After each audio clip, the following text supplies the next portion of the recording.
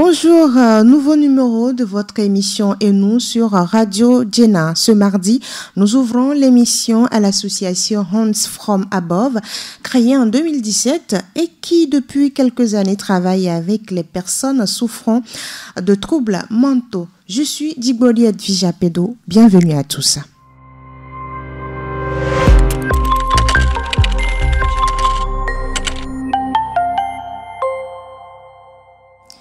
Et comme je vous le disais, aujourd'hui, nous allons parler de l'association Hands From Above, créée en 2017. Et nous sommes avec la présidente de l'association et les activistes santé mentale. Il s'agit de Peace Ahadi. Bonjour, madame. Bonjour, madame Edwige. Alors, parlez-nous de la genèse de votre organisation. Comment est née l'association Hands From Above? D'accord. L'association Hands From Above est née d'une petite histoire que je vais partager avec vous. Donc, c'est principalement... Avant, j'étais au Burkina Faso. Oui. Et donc, en 2013, je faisais du bénévolat dans un orphelinat. Et j'ai rencontré une petite fille qui s'appelait Sarah. Elle avait 1 semaine. Elle venait d'arriver, en fait, dans l'orphelinat à ce moment-là. Et... plus le temps passé, on s'est rendu compte en fait qu'elle était séropositive. Ah, d'accord. Elle était aveugle, elle était non-voyante. Et aussi, elle avait une hypertrophie du cœur. Donc, avec tout ça, au début, je ne me suis pas forcément posé beaucoup de questions. J'aimais beaucoup cette petite fille et tout le temps, j'allais à l'orphelinat pour essayer de passer du temps avec elle. Et puis d'avoir des informations sur sa santé. En ce temps, je ne me suis... Oui, peut-être sur sa santé, mais je ne me posais pas trop de questions sur pourquoi elle était comme ci, etc. Ah, ouais. Et donc, avec le temps, je me rappelle, elle avait 9 mois. J'étais encore à l'orphelinat. En ce temps, j'allais de temps en temps parce qu'on avait fait venir des stagiaires internationaux dans l'orphelinat. Et nous, on faisait en fait le suivi de ces stagiaires-là. Et donc, j'étais encore dans l'orphelinat un jour et je demandais d'après Sarah. Et c'est là on m'a dit que Sarah n'était plus et qu'elle était décédée.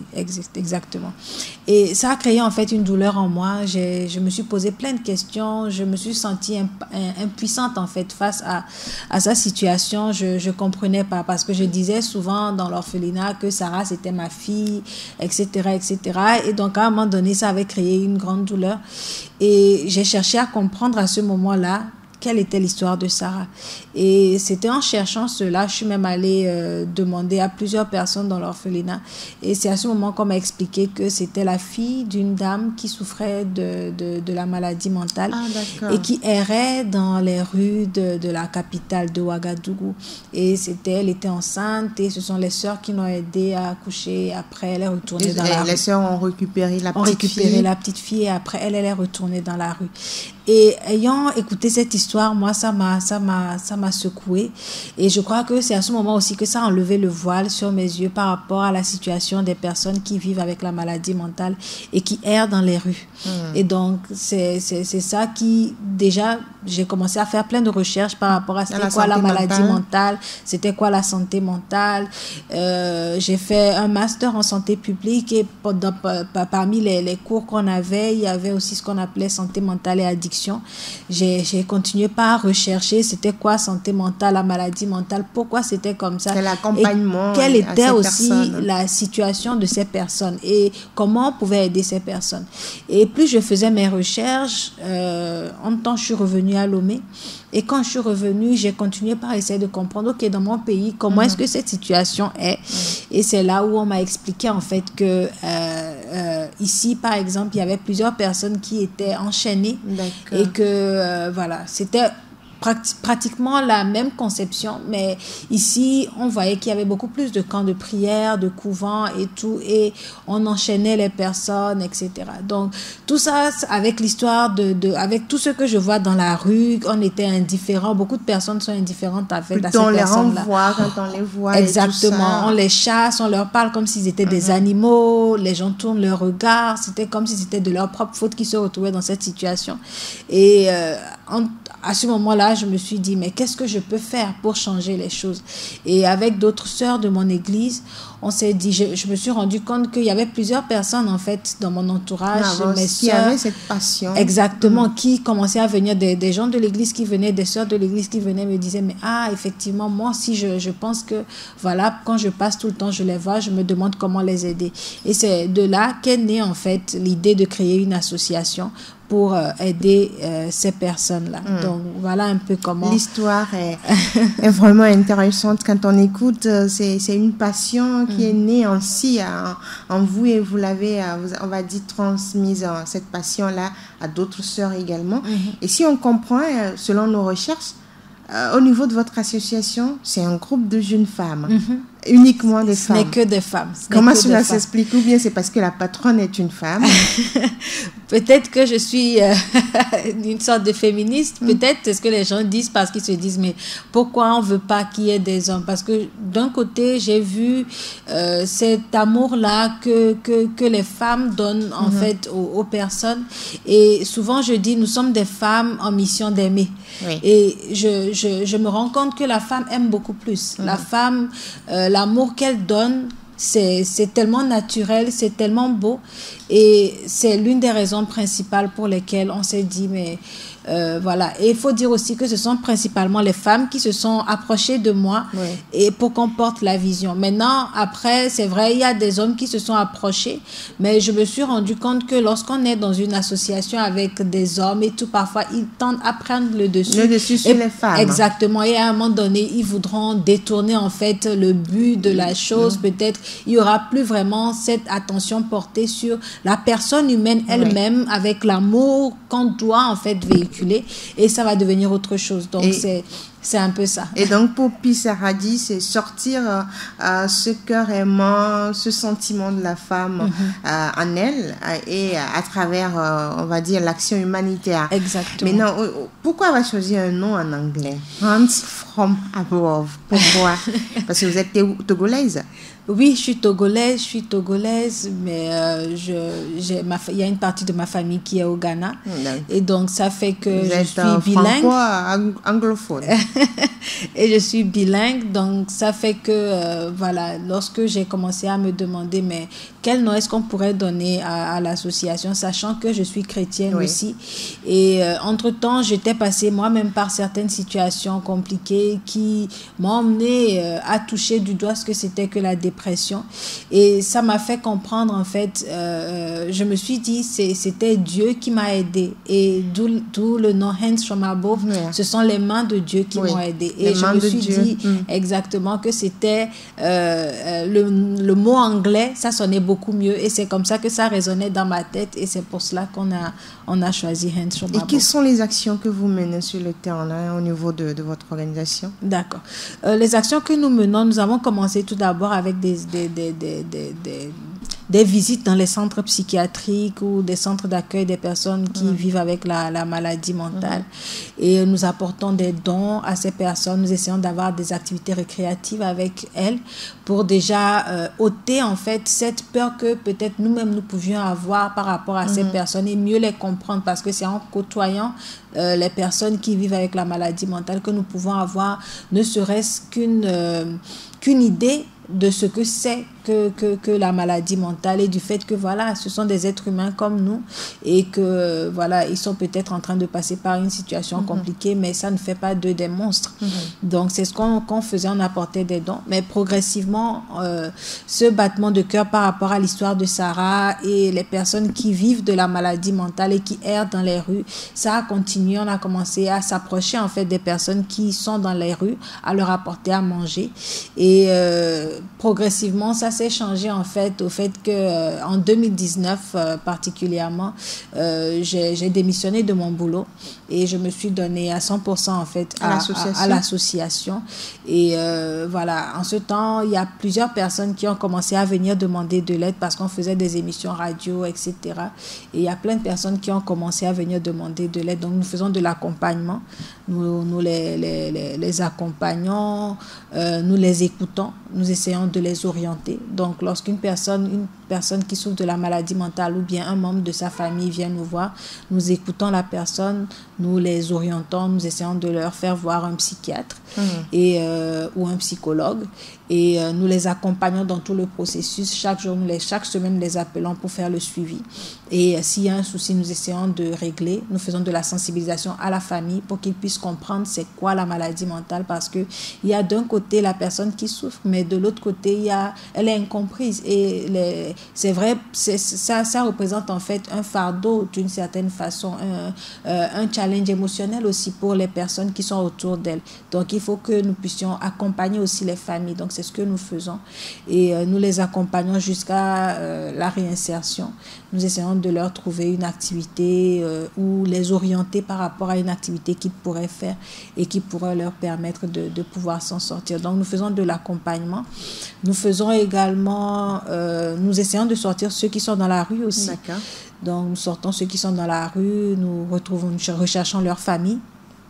Et progressivement, nous essayons de les réinsérer au sein de la famille après une prise en charge médico-psychiatrique. Nous organisons également des tables rondes, des conférences, des ateliers de sensibilisation. Autour de la question de la santé mentale. Nous faisons beaucoup d'émissions radio, télé. Voilà. Pour ouvrir un peu les esprits et les Pour ouvrir les esprits, parce citoyens. Que la santé mentale, c'est quelque chose qu'on n'en parle pas souvent. Et c'est une thématique aujourd'hui avec l'arrivée de la Covid. Nous voyons qu'il y a beaucoup de personnes qui étaient stressées. À un moment donné, au début, tout le monde disait « Ah, la psychose. » C'est un mot que beaucoup de personnes n'utilisaient pas avant et ils ne comprenaient pas. Les gens l'utilisaient sans comprendre forcément. Mais c'est pour montrer qu'à un moment donné, les gens étaient en train de passer par une crise de santé mentale. Il fallait qu'on puisse en parler. Et on a fait aussi l'accompagnement de plusieurs personnes durant la période sanitaire là, où il y avait beaucoup de, surtout au début où les gens avaient peur. On a fait beaucoup d'accompagnement. Voilà, on organise des événements aussi de levée de fonds pour mobiliser des ressources pour nos activités. Pour aider ces personnes vivant avec la maladie mentale. Aujourd'hui, quand on prend la santé mentale, qu'est-ce qui entre en jeu? Quand on parle de santé mentale, qu'est-ce que cela implique? Quand on parle de santé mentale, ça implique beaucoup de choses. Ça implique la santé émotionnelle, ça implique la santé psychique, la santé psychologique, la santé cognitive. Ça implique beaucoup de choses. C'est vraiment un bien-être total. C'est un bien-être total. Lorsque la personne se sent bien intérieurement, c'est là où on parle de la santé mentale. Vous êtes sur le terrain depuis 2017. Qu'est-ce que vous avez constaté par rapport à cette thématique? Ce que j'ai constaté, c'est que beaucoup de personnes associaient avant la maladie mentale, par exemple, à tout ce qui était spirituel. Les gens ne se disaient pas que c'était une maladie. Donc, automatiquement, lorsqu'une personne commence à réagir bizarrement ou à sortir de ce qu'ils appellent la norme, ils se disent que voilà, la personne est en train il a un esprit mauvais, ou c'est une malédiction, ou c'est un envoûtement, etc. Donc, automatiquement, cette personne-là est envoyée vers les leaders spirituels, les marabouts, les pasteurs, les prêtres, voilà. Alors que c'est une maladie, tout comme la personne peut avoir le cancer ou le palu, etc. Donc, c'est ce que j'ai remarqué. C'était d'abord le premier truc que j'ai remarqué, c'est qu'il n'y avait pas la conception de la maladie mentale. Et lorsqu'on parle de maladie mentale, même dans notre langage, dans notre langue, l'évé par exemple, on ne reconnaît pas forcément un mot qui dit maladie. Il n'y a pas un mot spécifique qui parle de la maladie mentale. Qui dit maladie mentale. Si une personne est en train de souffrir de dépression, on ne sait pas comment le dire en langue locale. On parle plutôt de la folie. Exactement. Et donc, il y a déjà cet aspect-là. Et personne ne veut qu'on dise qu'il est en train d'avoir une maladie mentale. Donc, j'ai remarqué qu'il y avait beaucoup de réticence ou de peur. Et il y avait tout ce qui était associé en fait à la maladie mentale. C'était comme du dégoût. C'était dégoûtant. Exactement. On ne comprenait pas réellement. On comprenait Est-ce qu'aujourd'hui, vous avez compris qu'il y a un changement après 4 ans sur le terrain? Après 4 ans sur le terrain, je vois, surtout avec l'arrivée de Covid aussi, il faut dire qu'il y a beaucoup de personnes qui commencent à s'en rendre compte parce qu'eux-mêmes, ils commencent par passer par certaines situations et le stress qui augmente, les différentes crises économiques et sanitaires, tout ça, ça fait que beaucoup de personnes expérimentent des choses. Et donc, lorsqu'on commence à parler peut-être sur les médias et tout, ça les emmène à se dire, mais moi, je pense que je suis en train de passer par là. Parce que par souvent, une dépression. Exactement. Et lorsqu'on passe par souvent, les gens nous appellent et ils commencent à dire, mais voilà, je suis en train de passer par ci. Et on se rend compte, en fait, que ils sont en train de comprendre. C'est vrai qu'il y a encore beaucoup de boulot à faire, mais je pense que petit à petit, ils sont en train de comprendre. Au niveau de Hands from Above, le leitmotiv, c'est restaurer la dignité d'abord des femmes vulnérables souffrant de la maladie mentale. Comment on peut comprendre ce but que vous visez? C'est restaurer la dignité des personnes qui vivent avec la maladie mentale, mais aussi particulièrement des femmes qui passent par des situations compliquées et tout. Parce que je me suis rendu compte principalement que dans la rue, nous voyons beaucoup de femmes qui souffrent de la maladie mentale, mais elles sont vulnérables. Elles sont beaucoup plus... C'est vrai que toutes les personnes qui sont là, elles sont exposées. Et ça fait qu'elles peuvent être violées, et beaucoup le sont. Elles sont abusées. On a beaucoup de cas comme ça aujourd'hui qui sont abusées. Actuellement, nous avons une jeune femme que nous sommes en train d'accompagner qui, elle vient, je ne sais pas d'où elle vient exactement, parce que le choc a fait qu'elle a perdu la parole. Et elle est enceinte. Et donc, on se demande, mais... C'est quelle histoire ça? Donc c'est des choses qui arrivent, il y en a plein. Quand elles parlent, on se rend compte qu'elles ont été violées dans la rue, elles ont été abusées, et donc c'est pour ça en fait que notre battement de cœur, s'il faut sortir des gens de la rue aujourd'hui, on pense beaucoup plus aux femmes. Aujourd'hui, il y a 6 personnes que nous avons sorties de la rue depuis 2019, et ces 6 là sont des femmes. Parce qu'on a vu beaucoup plus leur vulnérabilité. On se dit, s'il faut choisir, on préfère d'abord sortir les femmes et ensuite les hommes.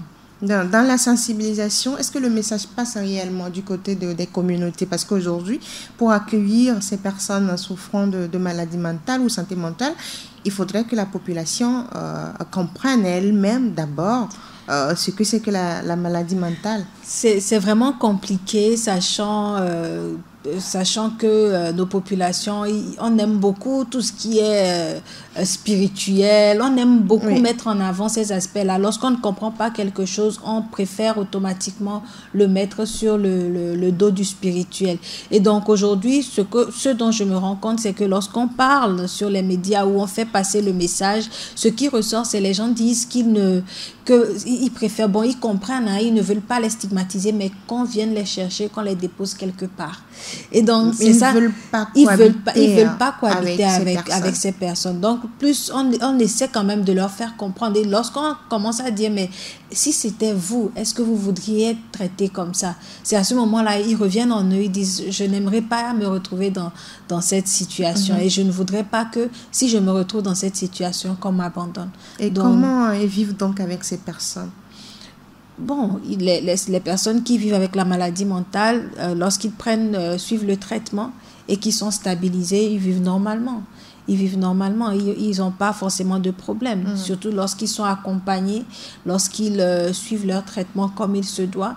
Et voilà, ils vivent normalement. Ça, c'est pas... Dans ce parcours humanitaire, quel est le cas qui vous a le plus choqué ou marqué? Le cas qui m'a le plus marqué, je vais dire qu'il y a beaucoup de cas qui m'ont marqué. Le cas de la jeune femme dont je viens de parler m'a marqué. La jeune femme qui, elle ne parle pas. Qui a été abusée. Elle a été abusée, on ne sait pas, on ne connaît pas sa famille. Ça m'a beaucoup marqué. Un autre cas m'a marqué, c'est le cas d'une dame que en fait, la famille n'en veut pas. Et c'est ça aussi, ça nous ramène à nous demander, en fait, on a toujours parler de la solidarité africaine, etc. Mais aujourd'hui, on ne le voit pas. J'ai l'impression que les familles africaines ont perdu ces valeurs, ont perdu, en fait, ce que c'était que l'humanité et l'amour du prochain. Et donc, à cause de la maladie mentale, on préfère s'éloigner, en fait, des membres de nos familles. Donc, moi, ça me marque énormément. Il y a un autre jeune homme aussi qui m'a marqué. C'était un jeune homme qui est venu nous voir et qui m'a regardé dans les yeux. On sentait que c'était quelqu'un qui il a vécu. Et il me disait, franchement, j'ai lutté, je vous ai écouté à la radio, je luttais depuis des années, mais là, honnêtement, je sais que je suis en train de souffrir. J'ai tout perdu à cause de la maladie mentale, mais je ne voulais pas accepter que je souffre de la maladie mentale. Mais là, je ne sais plus quoi faire et je décide de venir demander de l'aide. Et moi, cette phrase-là, ça m'a tellement touchée et je me suis dit, mais il faut que nous puissions l'aider à s'en sortir. Dans vos actions, est-ce que vous parvenez à réaliser tout ce que vous programmez au niveau de l'association? Je ne vais pas dire que nous arrivons à réaliser tout ce que nous programmons. Nous programmons beaucoup de choses quand même et par la grâce de Dieu, nous avons des personnes qui nous accompagnent, des donateurs, des gens qui se donnent aussi pour que la vision puisse avancer. Et nous arrivons à faire quand même beaucoup, mais je pense que le domaine de la santé mentale est très vaste. Et il y a beaucoup de choses que nous avons programmé faire, mais par manque de moyens, nous n'arrivons pas à le faire. Peut-être que si on avait plus de moyens, on ne s'arrêterait pas forcément à 6 personnes. On aurait pu sortir beaucoup plus de personnes. Aujourd'hui, nous voulons atteindre les 100. C'est pour ça que nous sommes en train de travailler à mobiliser les ressources pour notre projet sur lequel nous travaillons actuellement. Donc, c'est un peu ça. Parlez-nous exactement de ce projet. D'accord. C'est un projet que nous appelons Opération Agbeyeye. Donc, c'est une opération, comme son nom le dit, qui donne une nouvelle vie, en fait, aux personnes qui vivent avec la maladie mentale et qui errent dans les rues. Donc, avec l'opération Agbeyeye, ça consiste à quoi? À retrouver les cas dans la rue, de les prendre, les emmener au centre de santé mentale pour qu'ils puissent être soignés, traités. Et dans le processus, on retrouve les familles et après avoir retrouvé les familles, on puisse les réinsérer dans les familles. On passe par un temps de sensibilisation de la famille, d'accompagnement, d'explication en fait de la situation. On sait qu'il y a des familles qui n'accepteront pas, on est déjà préparé à ça. On sait qu'il y en a d'autres aussi qui sont prêtes à retrouver parce que peut-être la personne avait quitté la maison, ils ne savent pas où cette personne-là est. Donc, ils sont d'accord pour accueillir la personne. Donc, il y a différents cas et c'est au cas par cas que nous allons les aider et progressivement, nous les réinsérons dans la société ou dans un centre de réinsertion et après, ils peuvent travailler facilement. D'accord. L'opération Agbeyeye, c'est pour combien de temps? Nous sommes, le projet sur lequel nous sommes là, maintenant, nous sommes en train de travailler pour la mobilisation des ressources jusqu'en 2023. D'accord. Donc, nous prévoyons sortir 100 personnes de la rue jusqu'à fin 2023. Fin 2023. Oui. Et donc, vous êtes dans la Sortie, mobilisation. Prise en charge et réinsertion. Donc, prise en charge, d'abord sortir et prendre en charge ces personnes et après réinsérer ces 100 personnes que vous prévoyez. Alors, vous êtes aujourd'hui à l'étape de la mobilisation des ressources. Où en êtes-vous réellement? Est-ce que les gens vous appellent? Comment doit se faire l'accompagnement? Pour l'instant, maintenant, nous sommes en train de lancer cela. Et nous sommes en train de vouloir organiser un événement de mobilisation de ressources. Pour mobiliser les ressources, nous essayons d'impliquer aussi les autorités, tout ce qui est les personnalités économiques, etc., pour que nous puissions arriver à mobiliser les ressources nécessaires pour sortir ces personnes. Une personne qui nous écoute actuellement et qui veut vous accompagner, comment elle fait? Toute personne qui nous écoute et qui veut nous accompagner, nous avons des systèmes de parrainage. Il suffit juste de nous contacter au 90 00 80 79 et nous vous donnerons tous les détails par rapport à l'accompagnement. Le parrainage se fait comment? Le parrainage, c'est décider d'accompagner une personne qui vit de la maladie mentale, et de l'accompagner peut-être au travers juste de payer son traitement médicamenteux ou juste la consultation ou lui apporter des vêtements. C'est vraiment ça. Et ça permet aussi à la personne qui aide d'enlever vraiment le voile de la stigmatisation de sa tête et vraiment de comprendre que c'est une personne humaine qu'elle est en train d'aider. Pour une personne souffrant de maladie mentale, pour le traitement médicamenteux, à peu près combien on dépense? Ça dépend. Ça dépend.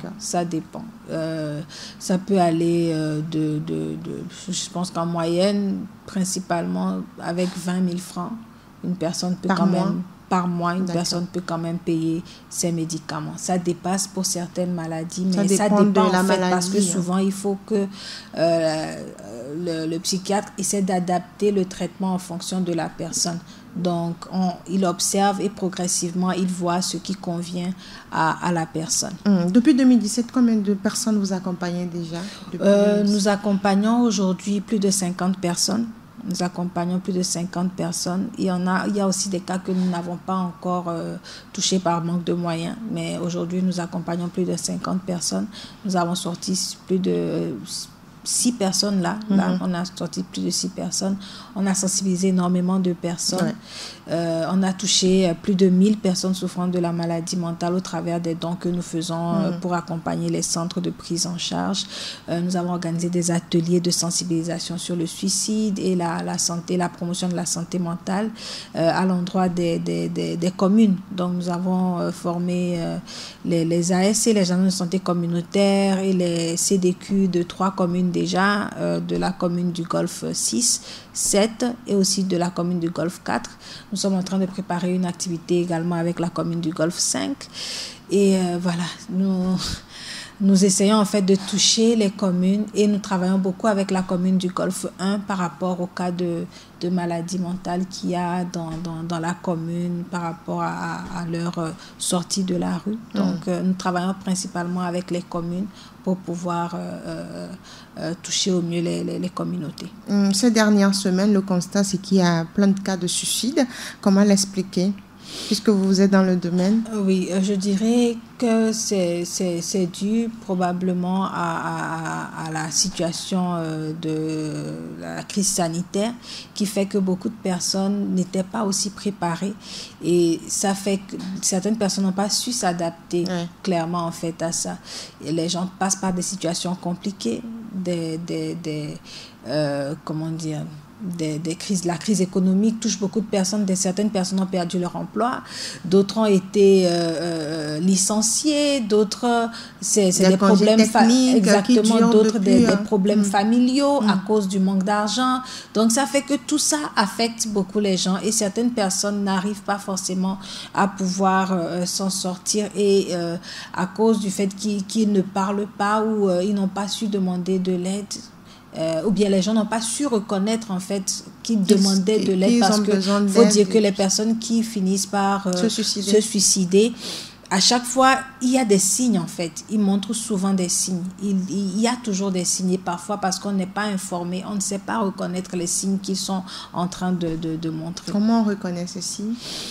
Il y a plusieurs signes. Une personne qui commence à s'isoler, une personne qui commence à parler tout le temps de la mort, personne qui dit « je suis fatiguée de la vie, je n'en peux plus », une personne qui commence à faire don de ses effets en disant voilà, ces choses je n'en ai plus besoin, des choses auxquelles il tenait tellement, il commence à donner à tout le monde. Une personne qui ne parle pas beaucoup et qui brusquement a changé d'attitude. Voilà, il faut commencer à se poser des questions par rapport à ça. D'accord. Vous êtes sur Radio Djena dans votre émission et nous sommes aujourd'hui avec Pissa Hadi, présidente de l'association Hands From Above. Elle est activiste santé mentale et l'organisation est principalement dans la lutte pour la protection des personnes souffrant de troubles mentaux. Aujourd'hui, quelles sont les difficultés que vous rencontrez sur le terrain? Les difficultés, la première, c'est l'incompréhension des familles. Les familles, tellement ils pensent que la personne a toute sa tête qu'ils ne veulent pas forcément comprendre que c'est à cause de la maladie que la personne a certains comportements. Donc ça fait qu'ils rejettent les personnes qui souffrent et c'est compliqué de leur faire comprendre après que voilà, il faut récupérer la personne et tout. Et aussi il y en a plein qui, je pense que c'est aussi un problème de pauvreté. Ils veulent pas forcément prendre en charge les personnes. Il y a aussi le problème, les difficultés financières. Les difficultés financières parce que les médicaments coûtent cher, les familles n'ont pas d'argent, ils ne peuvent pas forcément payer les médicaments à vie parce que la personne doit prendre ces médicaments-là sur une longue période et souvent les familles n'en peuvent plus. Donc quand ils commencent à prendre le traitement, à un moment donné, ils arrêtent et la personne rechute. Et là, ils disent « Ah, on pensait que. » Donc il y a ces difficultés-là et je dirais principalement les problèmes d'ordre financier. Pour pouvoir faire ce travail, on a besoin d'argent. Et c'est compliqué si on n'a pas assez de moyens. Est-ce que les autorités togolaises vous accompagnent dans ce travail que vous menez depuis oui, le ministère de la Santé nous accompagne d'une manière ou d'une autre. Les différentes autorités locales aussi, comme je venais de le dire, les différentes communes ils nous facilitent en fait le travail. Le ministère de la Santé nous facilite le travail sur le terrain. Donc je dirais, ils nous accompagnent, mais on demanderait encore plus en fait de soutien, qui s'implique plus et que la santé mentale devienne plus une priorité en fait au Togo. Parce que ça nous concerne tous. Ce n'est pas juste une question de nous, de HFA. C'est le problème de tout le monde. Parce que nous tous qui sommes ici, nous avons une santé mentale. Oui. Et quand on n'est pas bien, notre travail ne va pas bien, nos finances ne vont pas bien. Parce qu'on n'arrive pas à être productif pour pouvoir faire les choses de la bonne façon. Sur le terrain, est-ce que vous avez constaté que la question de la santé mentale est prise en compte dans les différentes actions et tout au Togo? Je dirais que je ne pense pas vraiment. Je ne pense pas vraiment que la santé mentale soit vraiment prise en compte. Il y a beaucoup à faire. Peut-être qu'il y a un travail qui est fait, on voit, peut-être que c'est vraiment minime comme évolution. Et je pense qu'on peut encore faire mieux. On peut faire mieux. Il y a beaucoup de choses qui peuvent être améliorées dans le domaine de la santé mentale au Togo. Donc, je pense qu'on peut faire plus. Notamment ces choses-là, qu'est-ce qu'il faudrait, qu'est-ce que les autorités doivent faire? Je pense qu'il faudrait plus, peut-être une législation dans le domaine de la santé mentale, des lois qui régissent vraiment le domaine beaucoup plus clairement. Je pense qu'il faudrait également qu'on pense en fait aux personnes qui vivent de la maladie mentale et qui errent dans la rue, parce que c'est pas qu'ils ont décidé de vivre dans la rue, mais c'est la maladie qui les a emmenés à être là. Je pense que voilà, il peut y avoir un travail peut-être du ministère de l'Action sociale par rapport à ces personnes qui se retrouvent dans la rue. Je pense qu'il peut aussi y avoir un travail par rapport à un centre de réinsertion pour le pays, pour que ces personnes puissent être réinsérées. Et voilà, donc il y a véritablement un travail aussi, peut-être encourager davantage les étudiants en médecine à aller se spécialiser en psychiatrie parce qu'on n'a pas assez de psychiatres. Et donc ça aussi, ça fait aujourd'hui, on n'a que 5 psychiatres. On est obligé de se rabattre sur les psychologues. On est obligé de se rabattre sur les psychologues, mais ils ne sont pas médecins, ils ne peuvent pas prescrire des médicaments. Donc c'est compliqué. On a besoin de psychiatres, on a besoin de professionnels de la santé mentale pour pouvoir faire ce travail-là. C'est les professionnels de la santé mentale qui ont les mots justes pour pouvoir expliquer ce que c'est. Et donc, on a besoin d'eux ici au Togo. On a besoin d'eux. On a besoin des infirmiers qui sont spécialisés en santé mentale. On a besoin des psychologues. Des aides-soignants et tout. On a besoin vraiment d'eux. Donc s'il y a un truc qui peut être fait de ce côté-là aussi, vraiment, ce serait formidable. La dernière action de HFA, j'ai bien prononcé. D'accord. Je préfère donner tout le nom. Hands from Above, la dernière action, c'était dans la région centrale. Qu'est-ce qui a été fait? Donc, dans la région centrale, il y a une semaine, nous étions à Sokodé, précisément à Maoudé, au centre d'accueil des personnes souffrant de la maladie mentale du centre Saint-Camille de l'Hélice. Nous y étions pour apporter des dons de vivres, de non-vivres, de vêtements, de dispositifs de lavage de mains, de cache-nez, pour soutenir le centre. Et c'est une action que nous organisons depuis 2018 pour accompagner les centres dans la prise en charge des patients. Et vous allez jusqu'à l'intérieur du pays alors? Vos actions, oui, c'est jusqu'à Saint-Cancé? Ça ne s'arrête pas uniquement à Lomé? Non, nous voulons toucher le Togo tout entier, mais pour l'instant, c'est vrai que beaucoup d'actions sont faites à Lomé, mais nous touchons aussi l'intérieur. Nous étions déjà à Palimé, nous allons souvent à Zoti, dans la préfecture de Vaud, nous allons à Zébé, à Néron, et nous allons aussi à Sokodé. Donc oui, nous essayons de toucher l'intérieur. Le constat, c'est qu'à l'intérieur du pays, les personnes souffrant de maladies mentales ne sont pas prises en charge parce que beaucoup plus les actions s'arrêtent à Lomé. Selon vous, qu'est-ce qu'il faudrait faire pour ouvrir également les yeux de ces personnes qui sont dans les milieux reculés? Je pense que d'une manière, il y a beaucoup il y a des actions qui ont été quand même menées à l'intérieur. Il y a aussi, et je félicite l'État, le ministère de la Santé par rapport nous avons un psychiatre qui est à Kara. Donc ça montre déjà, il y a des actions qui sont menées quand même dans cette zone-là. Donc c'est déjà bien. Tous les psychiatres ne sont pas restés à Lomé. Ça c'est déjà vraiment... Il n'y a que 5, donc il y en a que 5. À Kara et 4 à Lomé. C'est déjà bien. Il y a un à Néron, à Zébé. Oui. Donc c'est déjà bien qu'il y ait un psychiatre à Kara, à l'intérieur du pays. C'est à féliciter. Maintenant, nous savons aussi qu'il y a des actions. Il y a l'association 5 Amis aussi qui fait des actions à l'intérieur là-bas.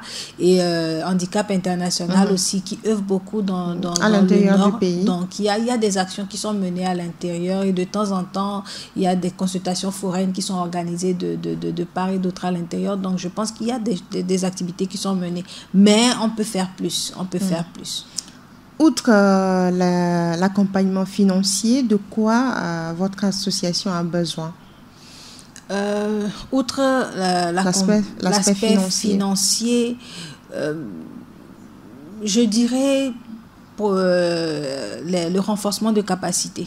Le renforcement de capacité du personnel et des volontaires afin qu'on soit encore plus efficace sur le terrain. C'est ça.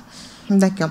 Alors, on va s'intéresser maintenant à vous-même, Pissa Haji. Vous êtes activiste et on vous sent beaucoup plus sur le numérique aujourd'hui. Qu'est-ce que vous faites au-delà de l'association? D'accord. Au-delà de l'association, principalement, je suis économiste de la santé. Et je suis spécialisée en santé publique, mais je dirige une société qui s'appelle The Health Concept, qui est aussi dans la santé mentale. Donc, vous êtes uniquement dans la santé. Nous accompagnons les personnes qui sont en train d'avoir des challenges émotionnels. Nous faisons des thérapies individuelles, des thérapies de couple, des thérapies de groupe, des thérapies familiales. En fait, pour aider les personnes, pas forcément ceux qui sont dans la maladie, mais ceux qui sont en train d'avoir différents problèmes, des challenges familiaux ou qui ne se comprennent pas forcément ou qui ont des problèmes de colère, etc., en essayant de les accompagner. Donc, nous avons des psychologues spécialisés, des sexologues aussi qui font des thérapies dans notre structure. Nous faisons également des massages thérapeutiques contre le stress, où il y a aussi les lunettes de lumino-relaxothérapie pour relaxer les personnes. Donc, c'est principalement ça. Nous faisons aussi des formations donc pour permettre aux gens de mieux se comprendre et de savoir comment gérer le stress, comment prendre soin d'eux-mêmes, de prendre soin de leur santé mentale. Donc, nous faisons ça et bientôt, nous allons ouvrir d'autres branches. Nous vendons également des produits cosmétiques 100% naturels. Donc, je fais beaucoup de choses. D'accord. Alors, au niveau de Hands From Above, est-ce que vos actions sont tournées également vers le numérique? Parce qu'on a constaté que beaucoup plus de personnes sont connectées.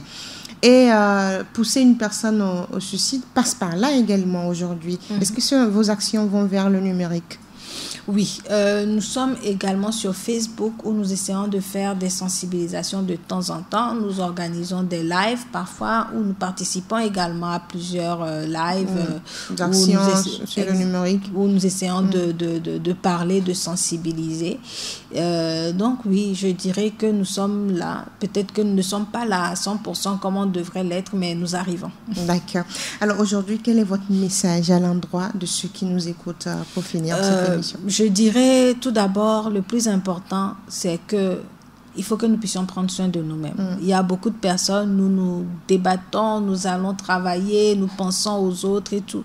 Mais avant tout, il faut que nous puissions prendre soin de nous-mêmes pour que nous-mêmes, nous n'arrivons pas en fait à vivre la maladie. Lorsque nous nous retrouvons dans une situation compliquée, c'est important de pouvoir parler, de demander de l'aide afin qu'on puisse on puisse nous aider à sortir de la situation compliquée.